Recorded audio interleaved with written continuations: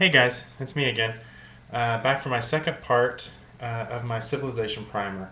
For the first part, we went over the different components of the game and then the kind of the player setup. And in this part, I'm going to go over the victory conditions, how you win the game, and then also the turn order. So first of all, let's look at the victory conditions. I actually talked about two of the victory conditions in my last video. The first one of those was the culture victory. That means getting your culture marker all the way down here to the culture victory spot, and you win the game with the culture victory. Now, as I'll talk about in my turn order video, you actually get culture tokens when you devote cities to the arts, and then you spend those culture tokens to move up this track.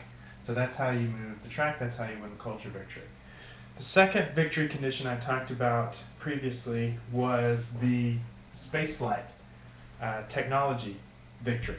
And that happens if you build up your technology pyramid to where you have level 4 techs, and you're able to build spaceflight, you win the game with the technology victory. The third victory condition is the military victory condition. And that is by capturing an enemy capital. You only have to capture one. As soon as somebody captures an enemy capital, they win the game with a military victory. The fourth and final victory condition is an economic victory. That's when you accumulate 15 coins. You get to 15, you win the game with an economic victory. You get coins by either having them in the outskirts of your cities, or on Great People, which is on the outskirts of your cities, or certain technologies will have you place a coin onto the card. Okay, so those are the 4 victory conditions. So the whole game's about trying to achieve one of those victory conditions while keeping your opponents from achieving one of those first. Now let's go over the turn order. There's a cool little turn summary card that every player will have. I'm just basically going to go over that. There's 5 phases of the turn. The first is just called the start of turn. Basically, in turn order, that means starting with the person with the starting player token going clockwise. Every player is going to either build a new city if they're able to, and change governments if they want to, and if they're able to. You can build a city by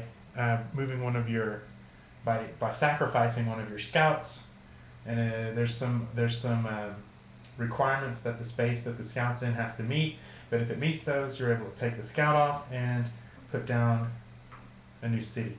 Unfortunately, one of my favorite parts about the computer game is coming up with a funny little title for that city, which I guess you can still do in this game. You just don't, get anything for your cleverness. Let's see. Governments. You can switch your government to any government that you have unlocked. But if you are doing that at the turn after, if it's not the turn after you unlock that government, you're going to have to go to anarchy for a turn. The second phase is called the trade phase. What you do basically then, all players simultaneously will count up all the trade symbols in their outskirts of all their cities, and also where their scouts are, and you're going to adjust your dial for the your trade dial.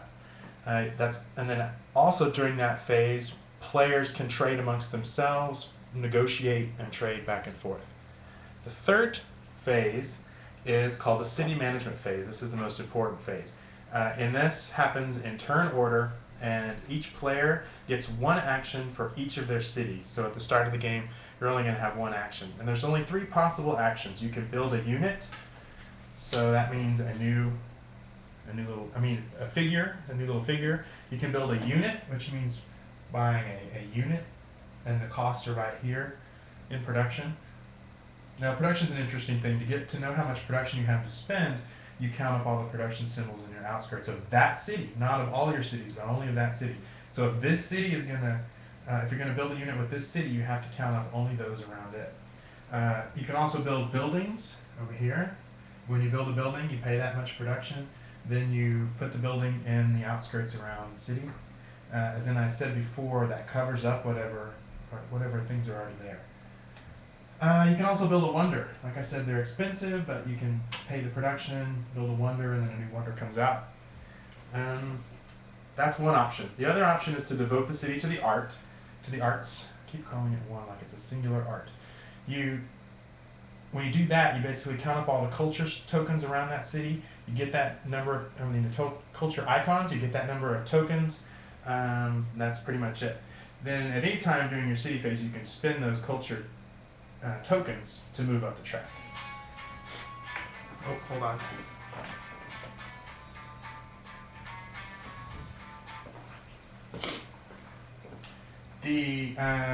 Let's see, where was I? That was devoting to the arts. You can also harvest a resource, which means like you can see that how this has a silk resource. You can take a silk icon. You can only get one resource. You can only harvest one resource. Now what you do is for resources, you use them to power up abilities on your techs. See, this one I could spend a resource to, inside the city management phase, I could spend, I think that's incense, and I'd gain 3 culture.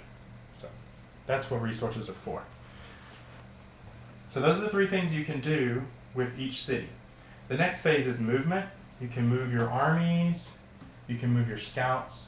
The number of spaces starts out with the ones that are on the back of this card, but then techs can increase those. Let's see, when you're during the movement phase, armies can battle and explore villages or huts. I didn't put them out, but we put these little hut tokens, little village tokens, just like the computer game. Then armies will stop and battle another army if they move into a space that contains an enemy army. They'll fight, and there's a whole system of rules for combat, which I'm not going to get into. And that's pretty much the movement phase. The last phase is research. Each player researches one technology, and everybody chooses which technology they're going to research, lays it down face down. Then when everybody has theirs, they turn them up and put them on their pyramid. You must be able to pay for the cost of that technology in trade. And so let's say I wanted to research horseback riding. It's a level 1 technology. So I wanted to put it out there. Level 1 technologies, you can see they cost, I don't know if you can see that, they cost 6. So as long as my trade dial was above 6, say I had 9 trade. So that would allow me to turn this over. Now the thing is, once you research a technology, you go all the way down to 0 on your trade, no matter how much it was. So I had 9, but the level 1 only cost 6. Doesn't matter. I'm all the way down to 0. That happens all the time. The only exception to that is coins. See, I have 1 coin, so I get to keep 1 trade. So that's how researching technologies works. That's the turn after the research phase. It goes back. The first player marker moves, and we start a new turn. Keeps going on like that until someone achieves a victory condition, in which case the game ends. So that's basically Civilization. I hope this helps make our game next week go a little bit faster than it would have if you guys knew nothing about it. So thanks for watching. Bye.